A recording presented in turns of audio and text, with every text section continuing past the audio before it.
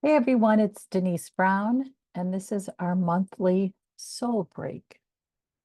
I had a soul break prepared for you, and then I changed my mind because of a conversation I had this morning. So, when we meet for a soul break, we take a break for something that really drives us nuts. So, I had made a terrible mistake on Monday, and it derailed my day. So, I thought, well, let's take a break from making mistakes. And then I talked to someone today who basically told me that the biggest problem we face in the caregiving space and supporting those who care for a family member is the narrative, and we need to change the narrative.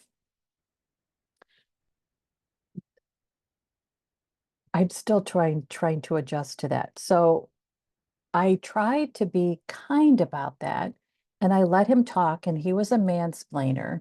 So he talked a lot. We had 30 minutes together. He was a couple minutes late. Drives me nuts when people are late. I know that's not a good place to come from, a place of judgment, but I'm on time. You should be on time. Anyway, so he started off by talking about himself, telling me that he wanted to hear about me.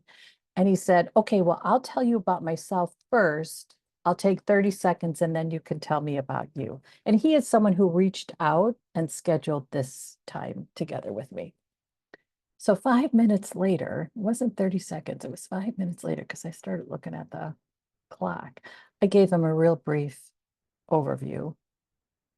And then he started talking about an initiative he's in charge of to support family caregivers. And he believes that we should change the narrative, that it's too negative. All we do is talk about challenges. We've got to talk about something else. And he talked about how when he cared for his caree 13 years ago, it was a powerful transformative experience, which I think is fabulous. Except 13 years ago is not the real world today. It's not like how it was. His mom was in a facility. He didn't worry about the care she received. He didn't worry about staffing shortages. He didn't worry about the exorbitant cost. That's the reality today when you have a carry in a facility. The costs, the staffing shortages, the care. So I went a little bit deeper into my caregiving experience. I'd gone very top level, and then I went a little more specific about why it's hard to tell someone how to talk about their experience with just glowing terms. And he still didn't get it. He said to me again, well, I really think we just need to change the narrative. Now, what I had told him twice is that we need to change the experience and then the narrative changes. If we have help and support for family caregivers, then the narrative about that experience changes.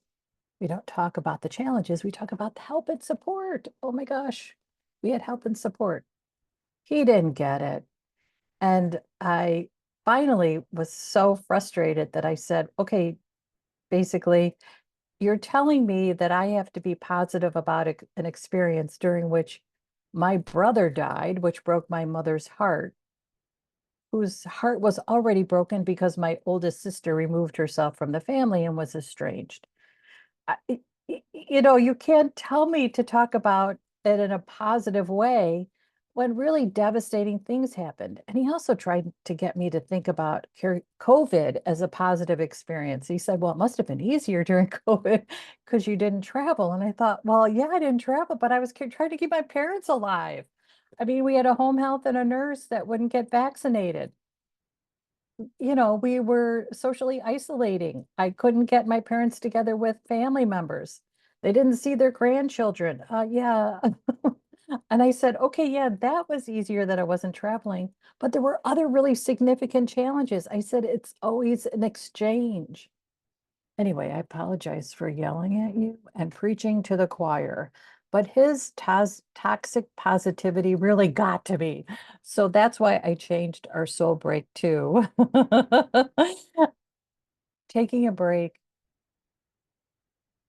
from someone telling us to change our narrative. In essence, to go from the reality into, oh, but it was so positive. Oh, so trying to control the story that we tell.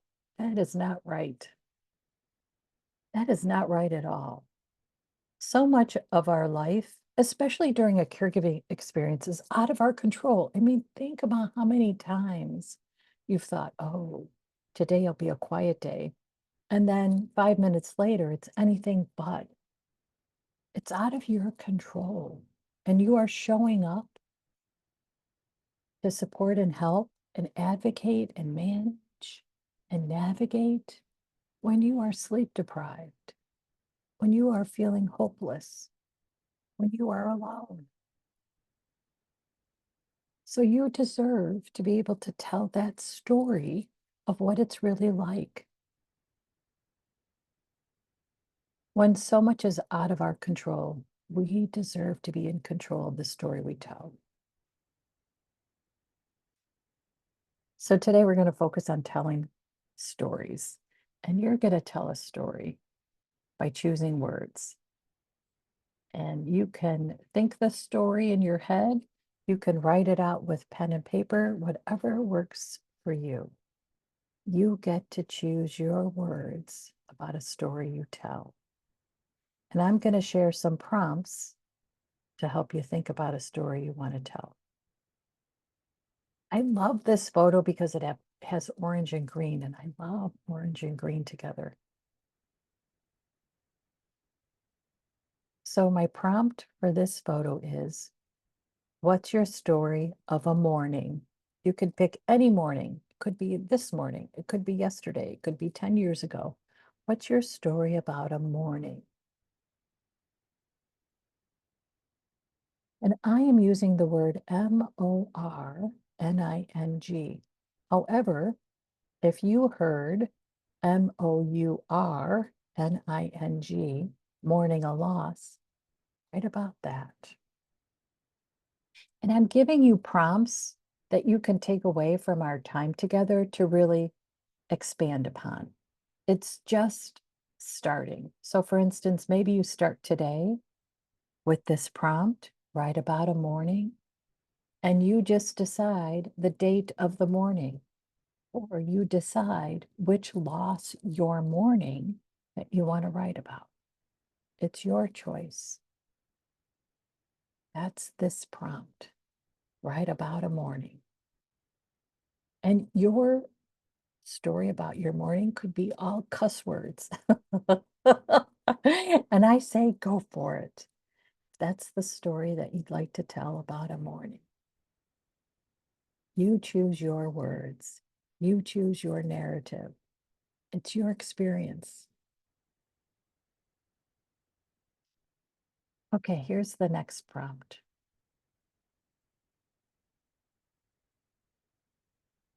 So for this picture, and I love this image, it's so pretty with the purples.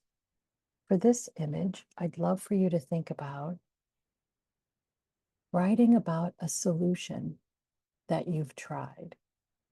And in writing about a solution, it's for you to talk about whether or not this solution worked and how it might have worked. So again, the prompt for this image is write about a solution you've tried. And again, we're just starting a writing process. Please do not feel like, oh my gosh, I've got to scribble out a lot of stuff within a minute. It is just to get you started. It's a prompt for you to take and write about later. So for instance, for this prompt, you might think about, okay, I want to talk about what it was like when I tried this solution, whether or not it worked, what it was like when it didn't work, what it was like when it did work. What's a solution you tried? That's the prompt for this image.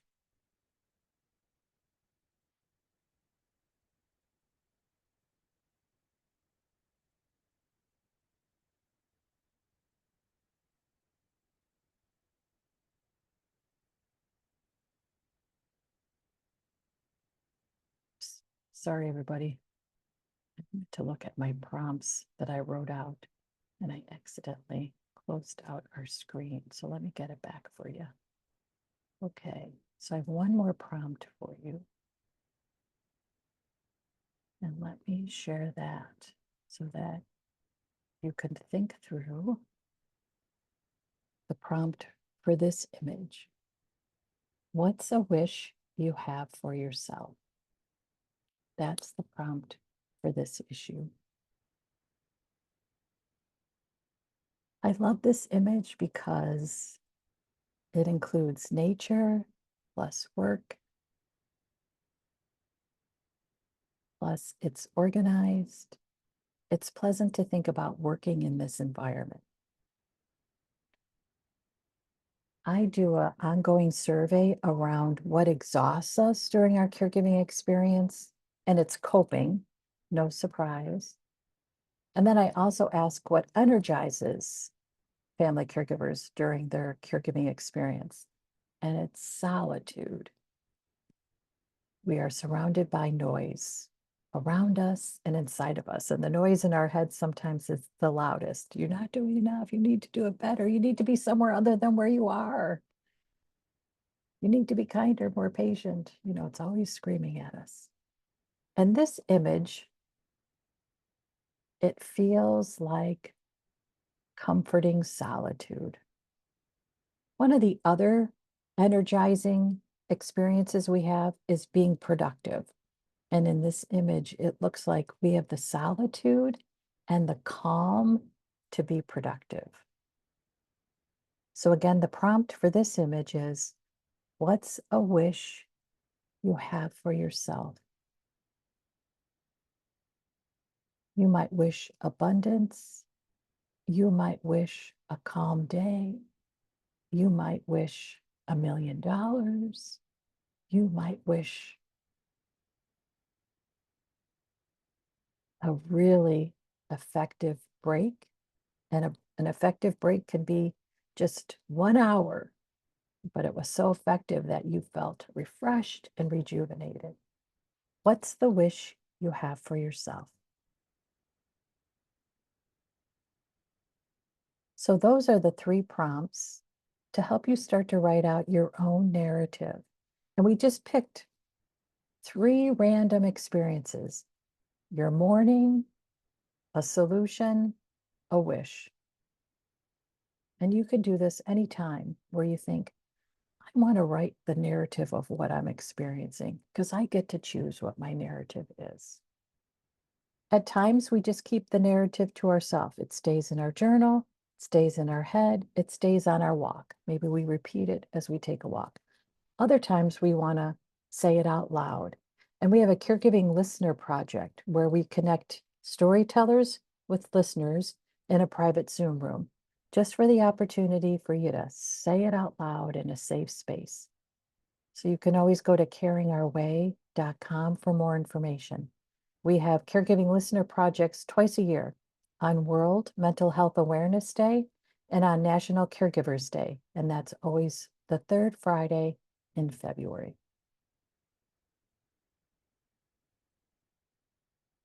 During our soul break, we also connect to our belief statements. I think it's helpful for us to connect to what we value and what's a priority for us. So, for instance, in my phone call that I described earlier, I really connected to this idea that I believe everybody should choose their own narrative. And I did express that during this phone call, actually, it was a Zoom meeting with this individual. When he was trying to convince me that we need to change the narrative, I said, I have always come from a place where family caregivers deserve a space to share whatever their narrative is. And I also believe that changing an experience for the better changes a narrative. We can't change a narrative until we change the experience. So it's a better one. I truly believe those 2 statements. What do you believe about stories and narratives and choices? What do you believe about toxic positivity? That was a huge example of toxic positivity, trying to tell people what they talk about what they live. Wow, that's toxic positivity. What do you believe about that? You might believe that there's no place in your day for that, and that it's important that you stop the conversation when someone tries to tell you what you should share and tell and talk about. And then we can use our wheel to really get more specific about different beliefs. So, for instance, what do you believe about the story you tell about your work? And this can be really powerful because we might dismiss our work as a family caregiver because so many people don't get it. They can't relate to it. So we think, oh, I'm just not going to talk about it anymore. But you can still have a belief statement about the story you tell. And again, maybe it's a story you tell in your journal. Maybe it's a story you share in your support group. Maybe it's a story you share in a prayer. What's the story you tell about your work? And it could be work as a family caregiver, work in your career, work as another role in your family, like parent or spouse. And then what's a story you tell about how you enjoy life through play? How do you enjoy life with your caree? What's a story you tell about family? Last night, we actually had volunteer training for our next caregiving listener project. And we talked about family, and I asked our volunteers to describe family. It was really interesting. They used such a nice blend of words. They talked about love and they talked about chaos. They talked about joy and they talked about opinions. It was just a beautiful expression of the reality of family. What are the stories you tell about the holidays? And if there's a story you tell about the holiday that you think, I think that's last year's story, what's the new story you tell about holidays? What's the story you tell about dreams? And what I mean by dreams are wishes and goals that you have for yourself. How do you express a dream, a goal, and an achievement, a success? How do you tell a story about your courage? Every day you get up and you face it, that's courage. How do you tell a story about your health? So I just met with my doctor yesterday and she diagnosed me with osteoarthritis, which I was not surprised about. So I've been really thinking about what's the story that I tell about my health and my bones in particular. And so the story that I'm telling is I have healthy bones because I want healthy bones. And then this morning, I got up and I did something called rucking. And I want to let you know that my version of rucking is gentle. I did gentle rucking. And what that is carrying a weighted backpack while you take a walk. I know that strength training is really good for bones, but I have a little problem with flexibility, and I'm always worried about the flexibility I needed to lift weights. I used to do a lot of weightlifting when I was younger. So rucking is just a way to practice strength training. And I know I can do it because I have walked with my backpack full of things for long periods of time. So I just packed up my backpack with what I could weigh it down with and went for a walk. And that's how I'm taking care of my bones. So that's the story. I take care of my bones. I have good bones. And then what's the story that you tell about values? And I think it's important with values that we are really clear about our values. And then we can tell a story about that when someone wants us to live their values. So, for instance, this Zoom meeting this morning, he really values this perspective that we need to have people only talk about caregiving as a positive experience, that we spend too much time talking about the challenges. Okay. So he values the positive side of a situation. You could see that we were never going to be in alignment. That was what was a value to him. My value was very different, and I expressed it to him. It wasn't something that he wanted to hear, but I expressed it.